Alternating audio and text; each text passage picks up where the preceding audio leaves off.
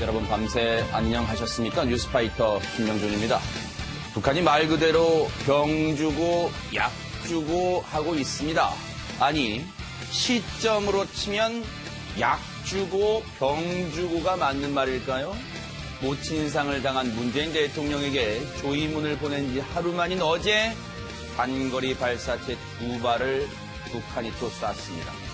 어느 당 원내대표 말처럼요, 타이밍 한번 괘씸합니다. 게다가 어제는요, 문 대통령 모친 달인 날이었습니다.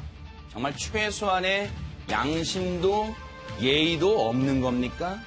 정말 1년 전에 문 대통령과 보여줬던 그 브로맨스는 정말 국제적인 쇼였던 겁니까? 분통 터지는 11월의 첫날 금요일입니다. 뉴스파이터 본격적으로 시작해 보도록 하겠습니다.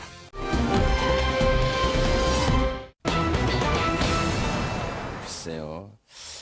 어린 시절 혹시 시청자 여러분들은 학교 다닐 때 별명 같은 게 있으셨어요? 근데 그게 좋은 의미보다는 기분 나쁜 추억으로 남아있을 가능성이 크단 말이에요. 최단비 변호사님. 네, 맞습니다. 요새는 아이들이 좀 사춘기가 빨라요. 맞아요. 그래서 초등학교 고학년만 돼도 벌써 이제 사춘기 증상들이 나타나는데 특히 여학생이고 초등학교 6학년이다. 얼마나 감수성이 예민하겠습니까? 그러네요. 근데 이렇게 감수성이 예민한 초등학교 6학년 여학생에게 별명이 붙었는데 그 별명이 너무 모욕적이고 상처를 받을 수밖에 없는 별명이에요. 뭐냐 하면 네. 돼지코, 악취왕 아유. 이런 별명을 초등학교 6학년 여자에게 붙여준 겁니다. 아니 근데 같은 반 남학생들 그러면 그런 별명 붙인 거예요?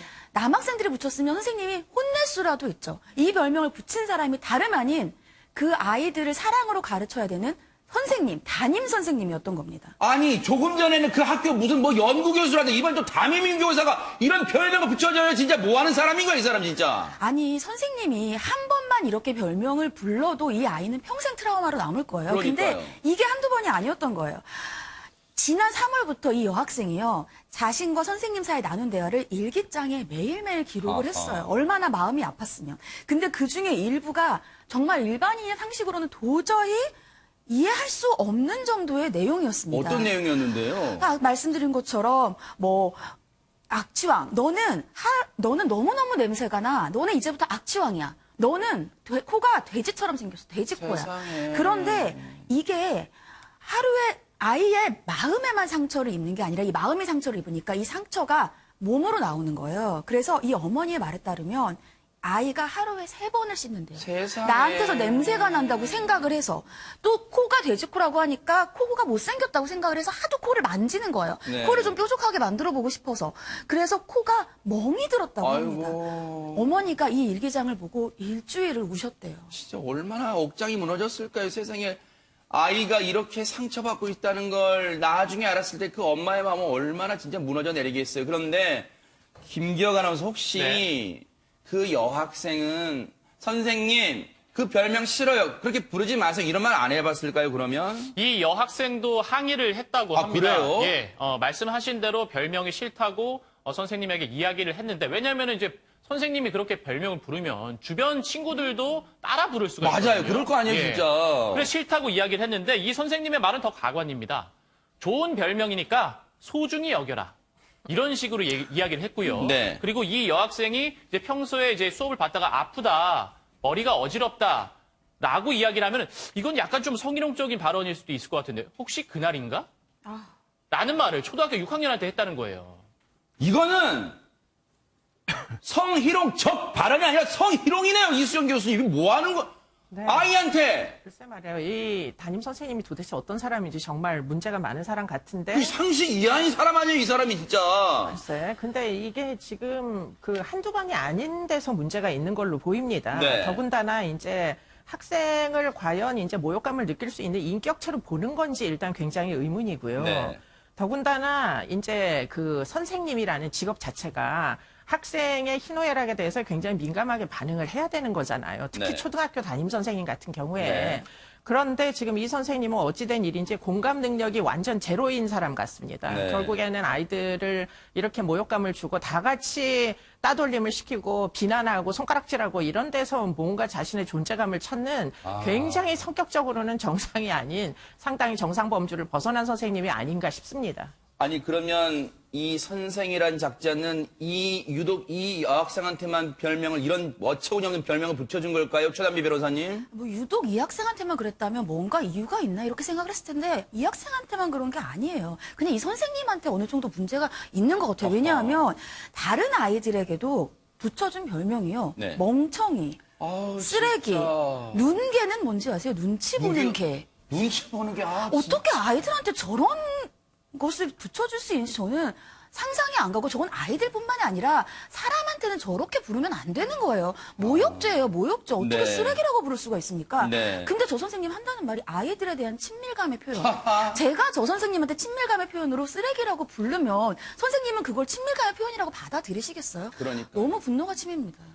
정말 콧구멍이 2개라서 이 말 듣고 숨을 쉬네요. 뭐라고요? 친밀감 표현이라고요? 진짜 김윤희 프로파일러님, 이 심리가 뭐 한번 분석 좀 해주세요. 뭡니까, 이 사람? 멍청이, 쓰레기, 악취왕 이게 다 단어가 부정적이잖아요. 아이들을 긍정으로 바라보고 희망으로 바라봐도 시원찮은 진짜 교사의 직무인데 네. 아이들 그렇게 부정적인 시각으로 계속 바라보고 있다라는 거죠. 자신한테는 아이들이 인도해야 되는 역할 자체보다는 너희들은 나를 괴롭히는 대상이야라고 생각하고 있을 가능성이 굉장히 크고요. 네. 공감 능력이 없고요. 또 이름이라는 것들을 규정하면 아이는 그렇게 행동하게 되고 자신을 그렇게 규격화하게 됩니다. 정말 교사로서 자질이 없는 사람인 거죠. 그러니까요. 그런데 앞서도 말씀드렸지만 이 아이의 딸의 일기장을 우연히 보게 된 부모님은 억장이 무너지잖아요. 근데 가만히 있지는 않을 것 같은데요, 박성배 변호사님? 아이의 부모가 아동학대로 경찰에 신고를 합니다. 아하. 그랬더니 말씀하신 것처럼 이 교사는 친밀감의 표현이었다고 해명을 했고 신고 다음 날 교사가 반 아이들 앞에서 사과를 합니다. 울면서 사과를 하는데 이 네. 과정에서 피해 아이가 2차 피해를 당하게 됩니다. 2차 피해를요? 왜요? 울면서 사과를 하는데 그 와중에 피해 아이의 실명을 언급한 겁니다. 반 아이들이 이 피해 아이가 누구인지를 정확하게 알게 된 거죠. 한 남학생이 피해 아이에게 와서는 좋냐? 선생님이 저렇게 울고 슬퍼하는데 좋냐고 라고 체근을 했다고 합니다. 결국 이 아이는 이 반에서 유별난 아이로 낙인 찍히고 말게 된 거죠. 아니, 진짜 우리 아이들도 왜 그러나니까 아이들이 감사 6학년이면 사리 분별할 수 있잖아요. 이수정 교수님, 너 그동안 힘들었겠구나. 이렇게 해야지 뭐 와서 좋냐? 너 때문에 선생님이 슬퍼하는데 좋냐? 우리 아이들 또 왜 그러해요, 진짜? 근데 이 6학년이라는 나이가 만 12세에서 한 만 13세 네. 정도 되는 거잖아요. 네. 근데 이 이제 아이들이 지금 말씀하신 대로 이렇게 사리 분별력이 완성이 되는 단계가 아닙니다. 그렇기 때문에 도덕적인 판단이나 이런 것들은 거의 한 만 15세에서 16세 정도 돼야지 이게 완성이 되거든요. 그래요? 그러다 보니까 이 아이들 입장에서는 담임 선생님과의 나름대로 어떤 심리적인 연대감이 있는 아이들 같은 경우에는 내 눈앞에서 담임 선생님이 울면서 호소하면서 그것이 모두 어떤 제3의 이제 피해 아동, 뭐 A라고 합시다. 그러면 A 때문이라고 지목을 하는 거잖아요. 그러면은 결국에는 다 같이 A에게 보복을 하라 이런 시그널처럼 들릴 개연성이 굉장히 높아서 이 사람이 도대체가 교사로서 이게 이렇게 지목을 하면서 그 아이에게 손가락질을 받게 2차 피해를 가해도 되는 입장인지 아마도 예견했을 겁니다. 왜냐하면 이 그러니까요. 담임은 어른이고 그러니까요. 지금 아이들의 그런 어떤 보이지 않는 연대감이 어떤 건지 아마 아주 본질적으로 알기 때문에 지목했을 가능성이 굉장히 높거든요. 네. 그러니까 죄질이 굉장히 좋지 않은 사람이다 이렇게 네. 보입니다. 김윤희 프로파일러님, 이렇게 되면 오히려 피해를 당한 아이가 아이 입장에서는 나 때문에 정말 그런가 가해자처럼 느낄 거란 말이에요. 네, 가해자처럼 느끼는 것뿐만 아니라요. 처음 단계부터 한번 볼게요. 이 아이가 돼지코 악취왕이라는 얘기를 들었어요. 난 이런 사람인가? 자기 평가를 해버렸어요. 그리고 나서 이게 싫어요라고 자기가 의사를 얘기를 했어요. 근데 그게 거절당했어요. 그러니까 다시 어떻게 돼요? 아이들까지 자기의 반대편으로 돌아서면서 자기는 보복을 당하게 됐어요. 아하. 이 아이는 이 메커니즘이 이미 형성이 된 겁니다. 죄의식뿐만 아니라 나는 뭘 해도 안 돼. 나는 이런 아이야. 이것이요, 아이들 같은 경우는 특히 초등학교잖아요. 경험이 굉장히 각인이 깊게 돼요. 이 아이가 이걸 회복할 때 얼마나 많은 시간이 걸릴까? 그게 너무 걱정스럽습니다. 그러니까요. 아니 그렇다면 지금 이런 피해를 당한 아이를 보호하기 위해서 학교 당국은 최단비 변호사님 뭔가 좀 엄정한 태도를 좀 보이고 있습니까? 어떻습니까? 아닙니다. 교육당국의 대응도 지금 문제로 지적을 받고 있어요. 교사가 어떤 언행이 문제가 됐는지를 학부모들한테 제대로 설명조차 하지 않았습니다. 여기에 대해서 왜 학부모들은 설명하지 않았느냐, 교육청 관계자의 말이 저는 이걸 읽고 제 눈을 의심했어요. 조사 결과가 안 나온 상태에서 학부모들이 편견을 가질 수도 있지 않느냐. 저는 이 편견이 아이에 대한 편견인 줄 알았어요. 아이에 대해서 혹시 학부모들이 잘못된 편견을 가지면 이 아이가 상처받으니까 다른 학부모들에게 얘기하지 않았다. 전 이런 설명인 줄 알았거든요. 네. 아니에요. 선생님에 대한 편견을 가질 수 있기 때문에 얘기를 하지 않았다라는 것이고, 그 선생님에 대한 인권 침해가 될 수 있다고 생각한다. 선생님이 힘드시기도 하고. 아니, 인권 침해는 아이가 받았어요. 힘든 건 아이죠. 왜 네. 가해자인 선생님을 두둔하는지 는 모르겠고, 네. 공교육을 정상화한다면서요. 네. 부모님들 공교육을 믿고 학교를 보내라면서요. 그렇죠. 저게 정상화의 일환인가요? 저는 아이를 학교에 보내는 부모의 입장으로서 도대체 우리나라 교육의 어디를 믿고 학부모가 학교를 보낼 수 있는지를 네. 다시 한번 의심할 수밖에 없는 상황이다, 이렇게 보입니다. 이 교육청이 우리한테 또 하나의 사실을 주지시켜줬네요. 뭔지 아세요? 팔이 안으로 굽네요. 팔이 안으로 굽어요. 아주 제 식구 감싸기를 제대로 하고 있습니다. 박성배 변호사님. 언론의 취재가 시작되니까 학교 측이 해당 교사를 담임직에서 배제를 했고요. 또 교육청도 반 전체 집단 심리치료를 진행하고 2차 피해 대책을 마련하겠다고 밝혔습니다. 뒤늦은 감이 있는데, 이 해당 교사는 아동복지법상 5년 이하의 징역 또는 5천만 원 이하의 벌금으로 처벌될 가능성이 덜어 있죠. 특히나 담임교사는 아동복지시설의 종사자이기 때문에 아동학대처벌법상 2분의 1 가중처벌 규정도 받게 됩니다. 네. 제가 말씀드리고 싶은 건 처벌이 능사가 아니라 이 선생님은 형사처벌 여부와 무관하게 앞으로도 선생님으로서 교단에 계속 설 가능성이 높아 보이는데, 자신의 행동이 잘못이 아니라고 생각을 했다면 이번 기회에 인식을 바꿔 나가셨으면 좋겠습니다. 그래서 네. 다시는 이런 일이 없이 아이들 사랑으로 잘 교육해 주셨으면 좋겠습니다. 네. 왜 요즘 선생은 많은데 스승은 없다는 말을 하는지 아세요? 바로 교육청이 이딴 식으로 행동을 하면요, 그런 소리 앞으로 평생 계속 들을 거예요. 이게 어디 할 소리입니까? 아이한테 그런 짓 해놓고 오히려 선생 편을 들어요? 반성하시고요. 앞으로 어떻게 대처하는지 뉴스파이터가 눈 부릅뜨고 지켜보도록 하겠습니다.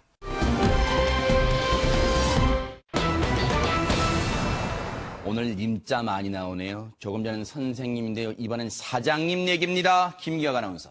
올해 1월에 있었던 일입니다. 울산 남구의 한 곱창집에서 업주가 10대 아르바이트생을 뽑게 됩니다. 네. 이 1월 중에 이 10대 아르바이트생이 첫 출근을 한 날이었는데요. 네. 자, 별 문제 없이 업무를 배워가면서 이제 곱창집의 마감 시간까지 모두 일을 마쳤습니다. 그런데 이 아르바이트생 말고도 이제 곱창집에는 다른 직원들도 있었거든요. 네. 근데 뭐 남자 직원이 퇴근하고 여자 직원이 퇴근했습니다. 이제 네. 업주와 10대 아르바이트생만 남게 됐는데 네. 그때 업주가 이 아르바이트생에게 이야기를 합니다. 우리 술 한잔 하자. 라고 하면서 술을 권하게 되는데 이 술이 소주와 이제 맥주를 혼합한 폭탄주였던 겁니다. 이거를 8잔을 강권하게 되고 이 아르바이트생 입장에서는 업주가 권하는 술을 마다하지 못했기 때문에 이 술을 마시고 이제 과다하게 취하게 된 거죠. 그런데 이 업주 여기서 본성을 드러냅니다. 이 10대 아르바이트생을 성폭행합니다. 이수정 교수님, 왜 이렇게 곳곳에 악마 같은 존재들이 이렇게 많습니까? 글쎄 말이에요. 뭐 앞선 두 사건도 심각한 문제라고 보이지만 이 사건은 이건 정말 이게 정말 심각한 문제라고 보입니다. 이건 도대체가 사법기관이 이거를 빨리 제재를 못한 게 정말 뭐 굉장히 이게 뭐가 좀 잘못된 거 아닌가 하고 생각이 드는 이유가 지금 이게 첫 번째 피해가 아니라는 거예요. 세상에. 지금 이제 이렇게 가지고 10대 아르바이트생에게 술을 마신 다음에 강제로 이제 성폭행한 사건이 4건이 더 있다는 겁니다. 세상에. 그렇기 때문에 이제 이렇게 계속 지속적으로 3건이 더 있군요. 네. 그렇기 때문에 지금 총 피해자 그럼 4명인가 봐요. 네, 그러면. 4명이 피해를 당했는데 4명이 모두 아르바이트생이었고 다 끝난 다음에 술 한잔 마시자 해가지고 똑같은 수법이었군요. 네, 성폭행을 한 겁니다. 네. 그러면 이게 미성년자들이에요, 전부. 네. 이게 이제 그야말로 상습적인 그리고 또 매우 계획적인 아동 청소년 연쇄 성폭력 사건이란 말이에요. 그런데 이게 왜 미리 좀 신고가 되지 않았을까 하는 게 너무 안타깝고요. 네. 지금 이런 부분에 대해서는 사실 이 사람의 전과조차 다 뒤져봐야 되고 네. 그러면 만약에 전과에 동종전력 비슷한 게 있으면 이런 사람들 미성년자에게 접근해서 이렇게 성폭력 할 만한 사람들이 왜 지금 주점에서 10대 이제 아르바이트생을 고용하는 업주로 이게 네. 근무가 가능한지 그러니까요. 이게 이제 문제로 보입니다. 네. 이 악마 같은 범죄가 뒤늦게 발각이 됐는데 이 사람 뭐라고 얘기를 하고 있을까요? 박성배 변호사님. 업주는 피해자들이 미성년자인 줄 몰랐고 합의하에 성관계를 했다라고 변명을 했습니다. 그런데 서로 모르는 4명의 피해자라면 최초 신고가 있은 다음에 추가 신고가 있었거나 경찰이 여죄를 밝혀낸 것으로 보입니다. 네. 4명 모두가 미성년자인데 합의하에 성관계를 맺었다는 것은 지극히 상식에 반하는 주장이죠. 결국 네. 재판이 넘겨진 뒤에는 이 업주 범행을 그대로 인정했습니다. 이제 막 사회생활, 사회 경험을 해보려고 나왔던 10대들이에요. 정말 인생에서 씻을 수 없는 그런 추악한 기억과 피해를 당하게 됐습니다. 김윤희 프로파일러님. 네, 더욱이 사회적으로 경험이 미숙한 10대입니다. 아마 일부러 10대를 노렸을 수도 있겠죠. 왜냐하면 경험이 미숙할수록 이것이 사회적인 잘못이 아니라 내 잘못인가, 내가 대처하지 못할 것인가 하는 자기 편향적으로 자기 생각으로 자기 잘못으로 판단하는 경우가 되게 많습니다. 네. 그리고 이 경우 10대를 바로 첫날에 노렸습니다. 왜 첫날이었을까요? 일을 하다 보면 사람들이 주변에 대해서 사장에 대해서 얘기를 하겠죠. 그럼 자신도 판단이 서겠죠. 그럼 판단이 설 수 없게 첫날에 아마 이런 행동을 했을 가능성이 큰데요. 그렇다면 이게 처음이었을까요? 아마 더 많은 여죄가 있을 거라고 판단됩니다. 그러네요. 여죄가 더 많을 것 같다는 생각도 드는데 최단비 변호사님 그런 생각이 들어요. 정말로 이 10대 아르바이트생 입장에서는 그 사장의 술 강권하는 걸 거절할 수 없었을 것 같아요, 진짜. 맞습니다. 재판부도 그렇게 판단을 해서 죄질이 나쁘다 이렇게 결정을 내렸는데요. 재판부의 결정에 피해자들은 미성년자 또는 갓 고교를 졸업한 사회 경험이 전무한 나이가 어린 여성들이기 때문에 고용주인 피고인이 술자리를 제의하는 걸 거부하기가 어려웠을 것이다. 세상에. 어느 정도 사회적인 경험이 있으면 술자리를 가지자라고 했어도 저 일 시간이 끝났으니까 업무 시간 끝났으니까 집에 가보겠습니다 이렇게 얘기를 할 수 있는데 그렇게 할 수 있는 정도의 경험도 아직은 없는 거예요. 여기에다가 말씀하신 것처럼 첫 출근 날 자신의 지위, 고용주라는 지위를 이용해서 술 마시자라고 하면 이걸 내가 거절하면 어렵게 얻은 아르바이트 자리를 혹시 잃는 게 아닐까? 이러한 사회적인 지위를 이용해서 약자에게 한 성범죄이기 때문에 특히 범행의 죄질이 좋지 않다. 이렇게 재판부도 판단을 했습니다. 이수정 교수님, 네. 이 피해 당한 10대들, 물론 본인도 이 트라우마가 평생 가겠습니다만, 부모님들 입장에서는 그런 생각 드실 거예요. 세상에, 이 못난 부모 만나서 그 용돈 벌고 학비 벌어보겠다고 나가가지고, 이런 험한 일을 당했구나, 이런 씻을 수 없는 상처를 입었구나.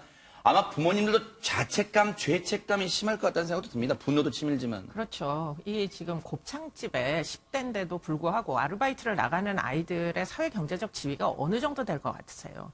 그러니까 결국에는 부모는 아이를 아르바이트 안 하고 그냥 대학을 진학할 수 있는 그런 환경을 제공하지 못했다고 얼마나 자책할 것이며 그렇네요. 더군다나 이 미성년자들은 그야말로 세상이 이런 거라고 첫 경험을 이렇게 하다 보면은 그 나머지 인생은 얼만큼 불안하게 살아야 됩니까? 그러네요. 그러니까 이런 일을 막기 위해서는 사실은 청소년 보호법에 보면은 이렇게 이제 술을 이렇게 파는 이제 그 장소에 아이들을 고용하지 못하게 관리를 해야 되는 책무가 국가에 있거든요. 아하. 그런데 왜 이렇게 지금 관리가 안 되는 것인지 이해가 잘 안 되고요. 네. 지금 보니까 청소년 보호법의 주류 판매가 25%를 넘지 않을 때는 고용이 가능하다 이렇게 돼 있다는데 지금 곱창집에서 주류를 25%밖에 팔지 않을 리가 있어요. 그러네요. 곱창 먹으면 그냥 기본적으로 소주는 다 시키는 건데 네. 지금 이것을 눈 가리고 아웅입니다. 이걸 아무 관리 감독을 안 하는 지자체에는 책임이 없을 것이며 그러니까요. 정부에는 중앙정부에는 책임이 없겠느냐고요. 맞아요. 10대 아이들이 이렇게 피해에 노출이 되게 우리 사회가 정말 생태계에서 가장 밑바닥에 이런 정말 보호를 못 받는 청소년들을 둘 것이 이게 네. 이제 뭐 앞으로도 계속된다면 이건 정말 심각한 문제입니다. 그러니까 네. 앞서 그 상황이 담긴 사파를 좀 보여주세요. 여러분, 저 사파에서요, 10대 아르바이트생의 얼굴 표정을 한번 유심히 봐주세요. 정말로, 정말 그 당시 상황인 것처럼 정말 그런 느낌이 들지 않았어요? 보세요. 저 얼굴 보세요. 이걸 거절할 수가 없어요. 저 아이의 저 10대의 표정 보세요. 저 술잔을 받아들려고 하는 저 표정이 이거 안 되는데, 나 술 못 마시는데, 정말로 어쩔 수 없이 받아드는 저 모습이 얼굴 표정이 역력합니다. 얼마나 정말로 가슴이 아파요. 저걸 보는 부모님 마음은 얼마나 억장이 무너질 거예요. 재판부는 어떤 판결을 내렸습니까? 박성배 변호사님. 법원은 아동 청소년의 성보호에 관한 법률 위반 강간 미수 혐의로 해당 업주에게 징역 7년을 선고했습니다. 이게 7년밖에 안 돼요? 마음 같아서는 더 선고를 하고 싶죠. 그렇지만 양형 기준상 미성년자를 대상으로 술을 먹여 심신장애 상태를 야기할 경우에 양형 기준이 징역 6년에서 9년입니다. 징역 7년이면 상당히 중형을 선고했다고 현재로서는 평가할 수밖에 없습니다. 네. 아울러서 신상정보 공개 명령도 내렸는데 강간의 경우에도 초범인 경우에는 신상정보 공개를 하지 않습니다. 아하. 그렇다면 이 사건에서 이 해당 업주를 재판부가 얼마나 불량하게 보고 있는지를 알 수가 있습니다. 네. 법원이 사회적으로 가장 취약한 약자를 대상으로 맞아요. 가장 좋지 못한 방법으로 범행한 점 등을 고려하면 엄벌이 불가피하다라며 양형 이유를 밝히기도 했습니다. 그냥 아마 시청자분들 마음은 그걸 거예요. 예전에 코미디언 김병조 씨가 했던 말 있잖아요. 지구를 떠나거려. 정말 이런 사람은 지구에 발 못 붙이게 하고 싶다. 이런 생각이 드실 것 같습니다. 이 피해를 당한 피해자들이요. 정말 사회에 다시 적응할 수 있도록 가족분과 그리고 관련 기관 그리고 지자체가 정말로 이분들을 도와줘야 되겠다 이런 생각도 해봅니다.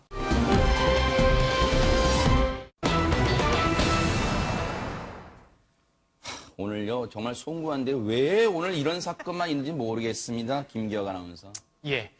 정부 기관에서 제공하는 그 산후 도우미, 아이가 있는 분들이라면 많이 지원도 해보고 신청도 해보셨을 겁니다. 이런 사건이 좀 끊이지가 않는데요. 안타까운 또 영상이 있습니다. 함께 보시겠습니다. 네, 아기가 누워있는데 50대 산후도우미가 들어옵니다. 그러더니 아기를 잡고 좌우로 심하게 흔드는데요. 저 아이는 태어난 지 얼마 안 된 상태입니다. 굉장히 세차게 흔들고 이번에는 물건처럼 들었다 툭 놓는데요.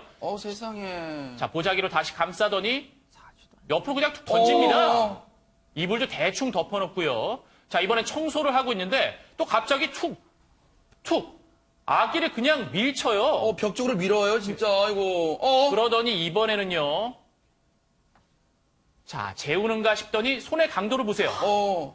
저게 토닥토닥 하는 겁니까? 저거 성인도 멍들 정도입니다. 네. 이번엔 두 번 밀치더니 잡고서는 엉덩이를 세게 때립니다. 네. 이게 저희가 그 때리는 장면을 보여드릴 수가 없기 때문에 네. 지금 그 전에 끊었지만 정말로요. 이 성인이 폭행하는 정도의 강도? 아하. 그 정도로 이 아이를 때렸어요. 이 지금 아이가 영상으로만 봐도 아기가 태어난 지 얼마 안 된 것 같은데 신생아예요? 어떻게 됐습니까, 지금? 이 아이 지금 그 영상 당시에 태어난 지 25일밖에 안 됐습니다. 세상에. 이제 목도 제대로 가누지 못하는 상태란 말이에요. 오. 근데 그거를 들고 좌우로 흔들고 때리고 이랬다는 겁니다. 당시에요. 영상에 어떤 상황이었는지 소리까지 고스란히 녹음이 돼 있습니다. 들어보시고 함께 보시고 이어가 보도록 하겠습니다. 천천히 해. 자그라 사. 이거 시키 부음이 돼서 못 자냐.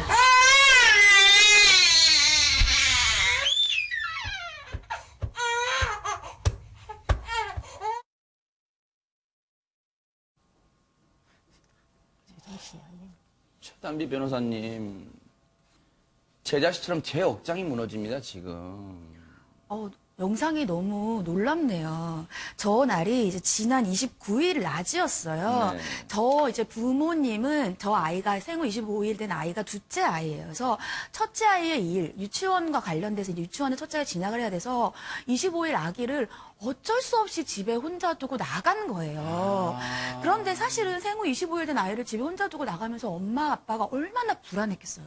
그러니까 돌봐주시는 그 아주머님이 계시지만, 도우미가 계시지만, 혹시나 몰라서 휴대전화 공기계, 안 쓰는 휴대전화 공기계에 CCTV 앱을 설치를 해서 그 휴대전화를 아이를 비춰주게 하고 나간 거예요. 그러니까 뭐 꼭 제 생각에는 꼭 저 도우미를 의심해서가 아니라 아이가 25일밖에 안 됐는데 이 아이를 혼자 두고 나가려니 아이가 걱정이 되겠죠. 그러겠죠. 그러니까 아이를 이렇게 지켜보고 싶은 마음에 저것을 설치한 거라고 저는 생각이 드는데 네. 방 안에 몰래 놔두고 이제 외출을 했어요. 네. 근데 저 앱이 이제 움직임이 감지가 되면 알람이 오면서 그 어머니의 휴대전화로 문자가 오는 거예요. 그래요? 그러니까 문자가 오니까 우리 아이 잘 있나? 뭐 자다가 깼나? 이렇게 해서 봤겠죠. 근데 봤을 때의 영상이 너무 놀라운 저 영상을 세상에. 어머니가 밖에서 보신 거예요. 얼마나 충격을 받았겠어요. 근데 네. 바로 그 일을 접고 들어올 수가 없어서 아빠, 남편 먼저 집에 들어가라 라고 했고 남편이 집에 들어왔지만 혹시 아이에게 또 해코지를 할까봐 산후도우미 분께는 아무 말도 못하고 식사는 하셨느냐 이렇게 물어보면서 아이를 먼저 품에 안아서 아이를 안전하게 인도받고 그리고 나서 아내가 귀가하자 함께 경찰서에 가서 도우미를 신고했다라고 합니다. 얼마나 억장이 무너지고 피가 거꾸로 솟았을까요? 부모님 입장에서는 이 아기의 아빠분 얘기 한번 들어보시고 이어가 보도록 하겠습니다. 이제 공기계로 CCTV를 켜놓고 애기 엄마가 이제 잠깐 나가야 될 일이 있어서 첫째 유치원 때문에 네. 나가야 될 일이 있어서 그것 때문에 이제 잠깐 자리를 비게 됐고요. 그 이모님이 되게 저희 첫째한테도 그래도 좀 잘해주시고 막 이렇게 보였어요. 네. 저희 앞에서는 이제 집안일도 되게 많이 도와주시고 해서 네. 그래가지고 이제 저희가 계속 믿었기 때문에 나갈 수도 있었던 거겠죠? 이모님이 되게 좋으신 분이어도 우리 한번 그래도 조금만 의심하자. 우리 애기한테 일어나는 일이니까 조금만 의심해보자 하고 그거를 설치하게 된 거예요. 김윤희 프로파일러님, 결과론이긴 합니다만 저 CCTV가 없었다면 지금까지도 까마득하게 몰랐을 거 아니에요. 정말 아까 말씀하셨듯이 믿었기 때문이라는 말이 나왔잖아요. 믿었기 때문이었는데요. 그 믿을 수밖에 없는 행동들을 했습니다. 산후도우미가 원래 산모랑 아이를 돌봐주는 건데 네. 집안일도 돌봐주고 아. 또 첫째 아이한테 너무 살갑게 대하는 거예요. 여러모로 잘 도와주다 보니까 또 급한 일 있다 보니까 그래 좋은 분인데 한번 맡겨두고 나가자. 하지만 설마 아하. 그래도 의심을 좀 품게 됐는데요. 네. 이 CCTV를 설치를 하면서 양심의 가책을 엄청 많이 느끼셨다고 해요. 그런데 이런 일이 발생한 거고요. 실제로 이 아버지가 얘기하는데 아이가 얘기를 할 때 나 손자도 손녀도 내 손으로 다 키웠다. 그러니까 믿고 맡겨도 된다라고 확신을 주었다고 합니다. 그런데 이런 일이 발생했으니 얼마나 마음이 아프시겠어요.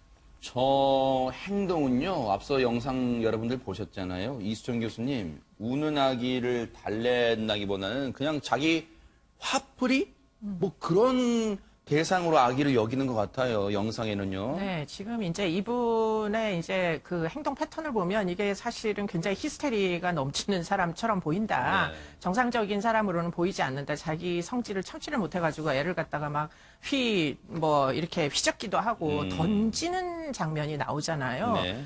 그런데 문제는 뭐냐. 얘가 지금 25일인데 생후 4주가 안 됐어요. 그런데 2시간가량을 저런 식으로 온몸을 흔들고 이렇게 되면은 문제는 목도 못 가누기 때문에 뇌에 치명적인 손상이 발생할 수가 있습니다. 그렇기 때문에 나중에는 아마 뇌기능이 정상적으로 발달을 할 것인지 틀림없이 검사가 필요할 정도로 세상에. 이 학대의 수위가 25일짜리 아이 치고는 이게 굉장히 심각한 상해를 유발할 수 있는 학대다. 이걸 좀 알아주셨으면 좋겠어요. 절대 저런 식으로 목을 못 가누는 아이한테 하시면 안 됩니다. 네.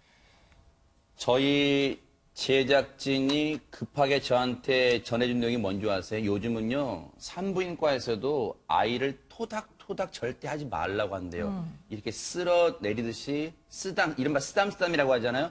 이렇게 달래지 절대 토닥토닥도 하지 말라고 그렇게 아이를 소중하게 다루고 대라고 말하는데 앞서 영상 보셨죠? 그리고요, 여러분, 스윙 베이비 신드롬이라고 들어보셨어요? 생후 태어난 지 얼마 안 되는 아이는요, 앞서 우리 이수정 교수 말씀대로 흔들면 안 돼요. 뇌가 아직 자리 잡지 않았기 때문에 뇌에 엄청난 충격이 가서 급기야 사망에 이를 수도 있어요. 스윙 베이비 신드롬 때문에요. 그런데 저렇게 무식하게 저런 짓을 저질렀습니다. 이 사람이요, 이달 9일 날 산후도우미로 왔대요. 그러면 저 영상이 찍힌 게 29일인데요. 과연 20일 사이에 다른 일은 없었을까 하는 의심도 충분히 합리적으로 해볼 수 있을 것 같아요. 그런데 이 산후도우미의 반응이 더 기함을 하게 만든답니다. 그 얘기 한번 들어보시고 이어가 보도록 하겠습니다. 이제 전화를 받고 제가 제일 가까이에 있어서 제가 제일 먼저 도착했는데 이모님 식사하셨어요? 는 어떻게 잘 자나요? 이렇게 했더니 정말 자연스럽게 우리 시혁이 밥도 잘 먹고 잘 자고 일어났대요. 막 이렇게 말을 하더라고요. 아무 일도 없었던 것처럼.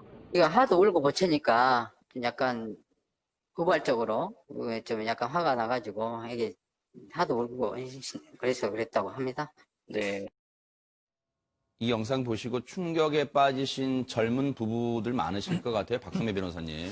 그런데 더 충격적인 건 어허. 이 아이의 부모는 정부의 산모 신생아 건강관리 지원 사업에 따라서 광주광역시 북구청이 제공한 목록을 보고 그 목록에 기재되어 있는 업체를 통해서 산후도우미를 고용했다는 겁니다. 아하. 즉 정부 지원 사업에 따라 제공된 산후도우미를 고용했음에도 불구하고 이런 사건이 벌어진 것인데 이 정부 지원 사업이 2006년부터 아이의 건강관리를 돕고 경제적 부담을 줄여주고자 시행된 사업입니다.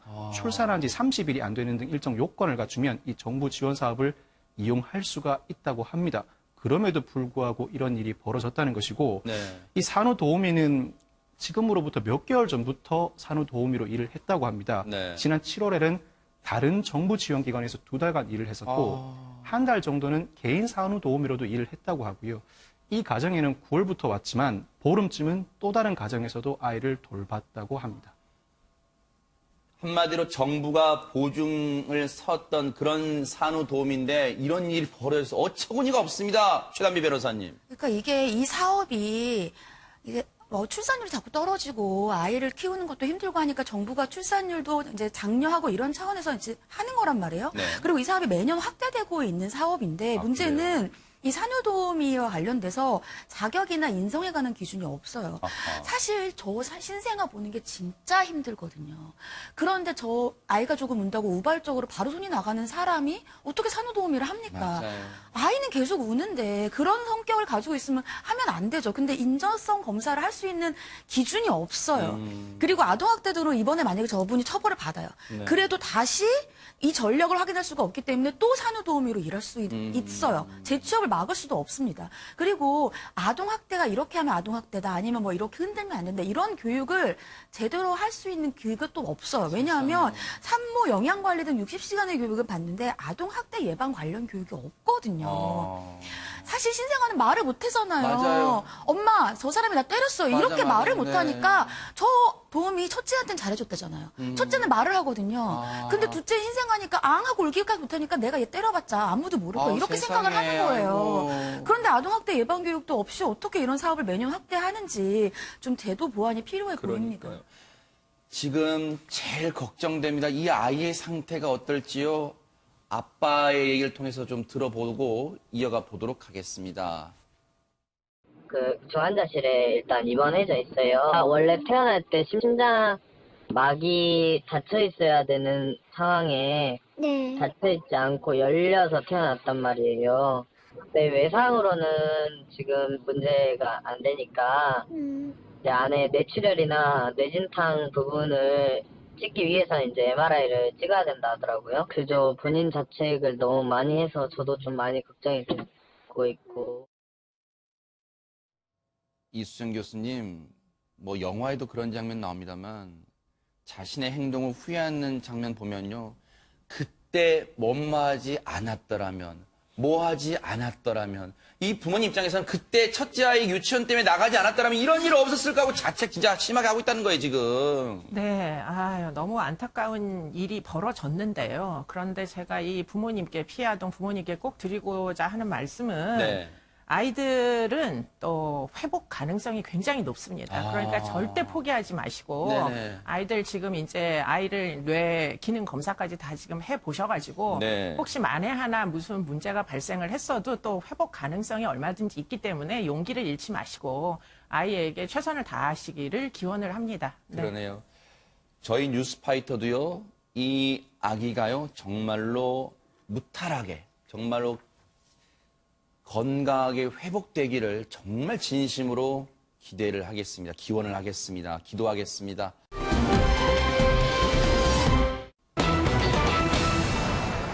정말 어처구니가 없습니다. 정말 오늘 정말 송구한데요. 오늘 그냥 이런 사건을 저해내드리는 뉴스파이터가 죄송합니다. 박성배 변호사님. 지난 30일 새벽 2시경 서울 광진구의 한 노래방에 43세 남모 씨가 들어옵니다. 그런데 남 씨는 노래를 부르러 들어온 게 아니었습니다. 주인을 성폭행하고 그 뒤에 현금을 훔쳐서 달아납니다. 네. 당시 노래방에는 손님이 없었고 주인만 혼자 가게를 지키고 있었는데요. 이 범행 후에 남 씨는 곧바로 오토바이로 도주를 하게 되는데 범행은 이것으로 끝이 아니었습니다. 아니, 범행이, 지금 이 범행도 정말 어마어마하게 끔찍한 범죄인데 여기서 끝난 게 아니라고요? 최단비 변호사님? 그러니까 보통 사람들 같으면 성폭행하고 귀금속 훔쳐 달아나는 저런 거는 평생에 한 번도 할 수 없는 일이잖아요. 근데 그게 지난달 30일 오전 2시였어요. 네. 그리고 불과 3시간 뒤, 네. 그 같은 날 새벽 5시에 또 다른 범죄를 저지르려고 서울 중랑구의 한 분식집으로 들어갑니다. 이번에도 똑같은 행동을 해요. 분식집의 종업원을 성폭행하려고 했는데 이 시도가 실패를 했어요. 그러자 이 종업원을 흉기로 위협해서 폭행을 하고 현금 7만 원을 뺏어서 달아났습니다. 허허. 이 두 건의 범행만으로도 끔찍한데 또 다른 범행이 있답니다. 최단비 변호사님. 근데 대체 뭡니까 그러면? 아니 불과 지금 새벽 2시, 새벽 5시 3시간 만에 똑같은 범행 2개를 저질렀잖아요. 그리고 이번에는 구리로 갑니다. 경기도 구리로 가서 40분밖에 지나지 않아서 또 똑같은 범행을 시도를 해요. 구리시에서 한 여성을 성폭행하려다가 실패를 하자 현금을 훔쳐서 달아났고요. 네. 이때는 오토바이를 타고 여기까지 왔지만 이 네. 오토바이를 버리고 택시를 잡아타고 종적을 감췄습니다. 어허, 종적을 감췄다. 김기현 아나운서, 그러면 신고가 들어갔을 텐데 경찰이 잡기 상당히 애를 먹었을 것 같아요. 네, 맞습니다. 워낙 뭐 동해번쩍, 서해번쩍 했었기 때문에 경찰도 신고를 받고 어디로 가서 이 남성을 잡아야 되는지 굉장히 고민을 많이 했을 겁니다. 네. 그래서 CCTV를 이제 분석을 했습니다. 네. 그 신고가 접수된 곳, 그리고 이 남성이 그 다음으로 어디로 이동할지 이런 것들을 이제 파악을 해서 결국에는 이제 18시간 만에 이 남성을 잡게 됐는데요. 자, 검거 과정을 경찰 관계자의 이야기 들어보시겠습니다. 일정은 뭐 주거가 없고 아마 도주를 하다 보니까 거기까지 간 것 같네요. 주거지가 일정은 주거지가 없는데 거의 생활 반경이 서울이에요. 모텔이라든지 뭐 이런데 그 주변 입대를 갔다가 수색도 하고 탐문도 하고 뭐 해서. 이거는 정말 경찰분들이 정말 노고도 해주시고 정말 잘해주신 것 같아요. 이런 끔찍한 범행을 하룻밤 사이에 정말 이 3건을 연달아 저지르고 도망친 사람을 18시간 만에 정말 끈질기게 집요하게 추적한 거잖아요. 18시간 만에 검거를 했는데 배달업을 하는 사람이래요. 이 피의자는요. 오토바이로 이동하니까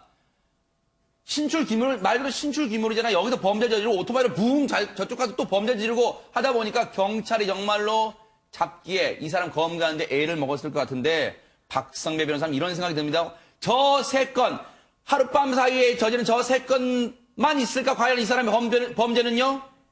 남 씨가 3차 범행 직후에 택시를 타고 경기도 남양주시로 도주를 합니다. 네. 상점들도 문을 열지 않은 아주 이른 시각에 네. 이 남 씨는 골목길을 배회하면서 노래방과 술집 주변을 기웃거립니다. 네. 이 모습이 CCTV에 고스란히 잡혀 있는데 네. 3차 범행 이후에도 추가 범행을 물색하는 듯한 모습으로 보이는 겁니다. 그로부터 13시간 뒤에 남 씨가 경찰에 긴급 체포되는데 그 네. 장소도 아침부터 배회했던 이 상가 건물 주변이었습니다. 이 CCTV. 네네, 말씀하시죠. 네네. 이 CCTV가 굉장히 섬뜩한데요. 네. 그 장면을 저는 봤는데 이 건물을 배회합니다. 그러니까 그 새벽 시간이기 때문에 사람이 거의 없어요. 근데 그 건물로 들어가서 지하로 내려가서 누군가 있나 인기척을 살핍니다. 세상에. 그리고는 사람이 없으니까 또 다른 층으로 올라가요. 네. 올라가서 혹시나 이게 이제 여성이 혼자 있는지 없는지를 살피는 것 같아요. 지금까지 이제 이 사람이 세 군데를 돌아다니면서 여성만을 상대로 지금 성폭행을 하고 금품을 갈취했기 때문에 그런 이제 정황이 보였고 네. 이제 그 건물에 사람이 없으니까 또 다른 건물로 이동을 해요. 아하. 거기 가서 또 여성이 없는지를 살펴보는 그 모습이 굉장히 섬뜩했습니다. 네. 이런 사람들은 그런 범죄도 저지를 것 같아요. 여러분 그 신림동 성폭행 미수 사건 기억나시죠? 여성을 따라가서 문을 열려고 했던 그 남성 기억하실 겁니다. 아마 저 남성도 김윤희 프로파일러는 그런 걸 노렸을 거라고 추정해 볼 수 있는 게 인기척을 들어본 다음에 혹시라도 여성 혼자 있는 걸로 생각이 들면 문을 열어보려고 시도도 했을 것 같아요. 특히 그 시간대라든지 새벽 시간대에 혼자 여성이 있을 때 그런데 침입하는 범죄자들이 굉장히 많습니다. 그랬을 때 아니 이거 발각될 위험에 대해서 생각해보지 않았냐라고 면담에 물어보면요. 생각했다. 한편으로는 잡힐 수도 있다는 생각을 한다라고 대부분 얘기를 합니다. 그렇다면 왜 이런 범죄를 저지르냐고 한다면 그냥 하고 싶어서 그러니까 우리가 생각했을 때 검거가 됐을 때 우리가 겪게 되는 두려움이라든지 자기 미래에 대해서 지장이 생기는 부분은 우리는 심각하게 생각을 하는데 얘네들은 그렇게까지 심각하게 생각하지 않아요. 그냥 교도소 갔다 오면 되지. 그냥 세상에. 현재의 욕구를 충족시키는 데 더 집중을 하게 됩니다. 네. 그렇기 때문에 이런 범죄들이 계속 일어날 수밖에 없는 상황이고요. 네. 그렇기 때문에 이런 범죄자들 같은 경우는 아까 앵커님이 얘기하셨듯이 자신의 충동에 따라서 자신의 보이는 기회성 범죄들이 많을 수밖에 없습니다. 네. 지금 저 장면은 검거되는 장면인데요. 저 검거 때도 이 아침에 배회했던 그 장소 인근 상가 건물 앞이었다는 거예요. 그러니까 보세요.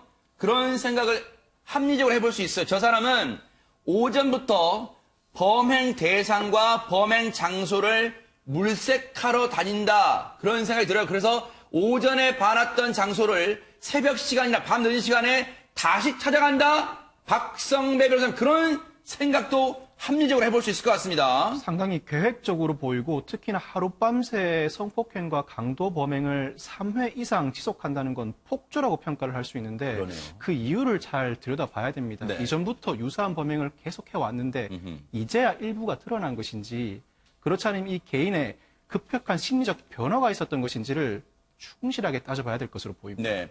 지금 저 범죄를 보세요.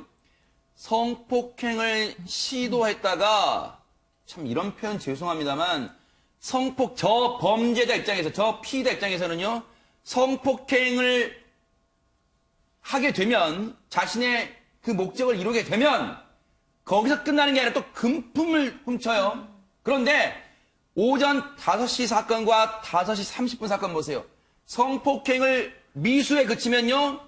현금도 훔치고 강도로 돌변하는 거예요. 최담희 변호사님, 정말로 오싹하면 저 사람이 그냥 범죄를 저지르려고 이 범죄를 시도했다가 미수에 그치면 그 자리에서 도망치는 게 아니라 또 다른 범죄, 더 흉악한 범죄자로 돌변을 합니다, 현장에서. 저는 저것을 보고 저 남성이 정말 왜 저렇게 범행을 연속해서 하는지가 궁금했던 게 네. 만약에 1차, 2차, 3차 범행이 있고 1차와 2차 범행이 성범죄 미수고 3차 범행이 성범죄 기수면 네. 그러니까 성범죄가 미수가 됐고 3차에서 성범죄를 완성을 했으면 또 이해가 가요. 아하. 성적으로 본인이 원하고자 하는 것을 1차, 2차에서 만족하지 못했기 때문에 3차까지 나아갔나? 네. 근데 이미 1차에서 성범죄가 완성이 됐어요. 그러니까요. 그러면은 완성이 본인은 예를 들면은 그러한 원하던 것을 완성을 했는데도 불구하고 또 불과 3시간 만에 40분 만에 계속해서 시도를 한다는 것은 말씀하신 것처럼 단순히 성폭행의 고의만 있는 게 아니에요. 성폭행과 강도 네. 그리고 그 약한 사람들에게 특히 사람이 없는 곳을 계속해서 물색하고 이런 것이 그러면 이 3번에서 끝나는 게 아니라는 거죠. 네. 거기다가 죽어도 일정하지 않잖아요. 아하. 저런 사람 같은 경우에는 언제든지 누구를 상대로 해서 범행을 저질러도 이상하다고 볼 수 없는 상황이라 네. 정말로 저것이 끝인가 이러한 우려가 됩니다. 이 사람은요, 더 나쁜 게 뭔지 아세요? 지금 직업이 배달업자로 나오잖아요. 정말 이 시간에도 성실하게 배달업을 하시는 분들한테 저런 사람이 저런 범죄, 흉악한 범죄를 저지르니까 일반 시민분, 시청자분들이 배달업 하시는 전체에 대해서 색안경을 끼고 볼 수 있다. 이런 생각도 듭니다, 지금. 네, 뭐 지금 굉장히 심각한 사건인데요. 근데 이제 이 판결문에는 전과가 충분히 뭐 나와 있었겠지만 지금 내용이 전달이 안 돼가지고 그렇죠. 의문이 좀 드는데 네. 지금 이 사건이 일어난 지 18시간 만에 체포를 했고요. 네. CCTV를 열심히 본 경찰에게는 굉장히 칭찬을 하고 싶은데 네. 근본적으로 이런 이제 행동을 하는 걸 보면 이 사람이 대담하기가 짝이 없고 그리고는 주거지 불명에다가 배달업을 한다는 이런 이제 그야말로 위험 수위가 굉장히 높은 일을 하고 있는 사람이 네.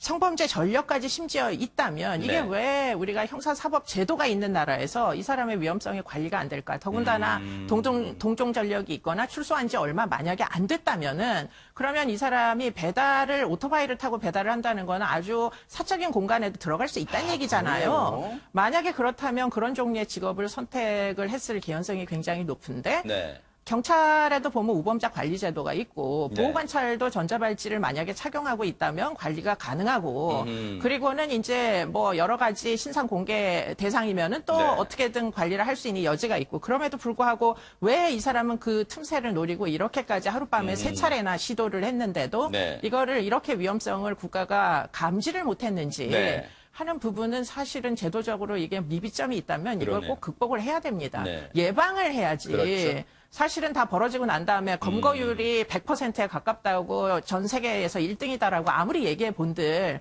지금 이 3분의 여성이 어떻게 나머지 인생을 안전하다는 생각을 갖고 살겠습니까? 그러니까요. 그렇기 때문에 이런 부분은 조금 더 예방 차원에서 어떻게 개입을 할지 하는 것들을 좀 논의할 수 있는 장이 됐으면 좋겠습니다. 이 남성 죄질이 극히 불량합니다. 앞으로 이제 재판에 넘겨질 텐데요. 정말로 앞서도 말씀드린 이 심정 같아서는요. 이 지구 대한민국 땅을 진짜 못 밟게 하고 싶어요. 그런데 어쨌든 이 흉악한 범죄를 저지른 남성 법의 단죄, 사법부의 단죄가 있기를 기대를 해보도록 하겠습니다.